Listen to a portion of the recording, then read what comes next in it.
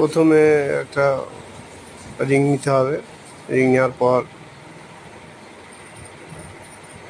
রিংয়ের মাঝ বরাবর একটা সেন্টার করতে হবে।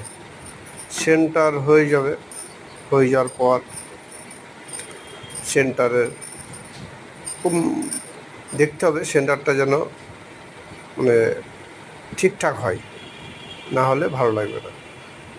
সেন্টার হয়ে যাওয়ার পর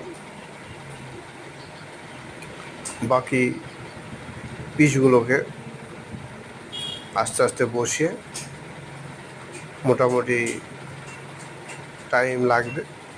ফুল ভিডিও করতে গেলে অনেক এমবির ব্যাপার আছে, হ্যাঁ, অত সম্ভব না, তাই অল্প দেখালাম। ফের নেক্সট ভিডিও আপনাদের দেখাবো। Thank you.